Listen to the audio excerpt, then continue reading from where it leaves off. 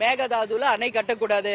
தமிழ்நாட்டுக்கு கிடைக்க வேண்டிய காவேரி தண்ணீர் நிச்சயமாக சுப்ரீம் கோர்ட்டும் சரி ஆட்சியாளர்களும் ஒன்னா பேசி கண்டிப்பா கொடுக்கணும். இன்னைக்கு கர்நாடகால ஆட்சியில இருப்பவங்க காங்கிரஸ் தான். இன்னைக்கு ஆட்சியில இருக்கிற தமிழ்நாட்டில் திமுக.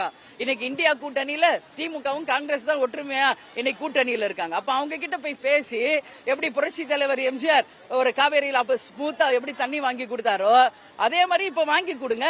ஏன் முடியல? அப்ப துரைமுருகன் என்ன சொல்றாரு? எது சொன்னாலும் நான் தான் சீனியர், எனக்கு தெரியாதா? இப்படியே சொல்லி மக்களை ஏமாத்திட்டு இருக்காரு அவரு. இன்னைக்கு துரைமுருகன் அவர்கள் என்ன நிர்வாகம் செய்யறார் என்று மக்கள் சார்பா கேள்வி எழுப்புறேன். இன்னைக்கு கோடை காலம் வந்திருக்குல்ல, எங்க வந்து தூர் வாடுறாங்க? எங்க தண்ணி கழிவு தண்ணீர் வராம எங்க தடுக்கிறாரு? அடுத்த மழை காலத்திற்கு என்ன தயாராக இந்த அரசு இருக்குது என்பதை இன்னைக்கு அமைச்சர் துரைமுருகனும் முதலமைச்சரும் இதுக்கு பதில் சொல்லணும். மக்கள் இன்னைக்கு தண்ணி இல்லாம கஷ்டப்படுறாங்க. விவசாய மக்கள் அவ்வளவு தூரம் இன்னைக்கு கஷ்டப்படுறாங்க.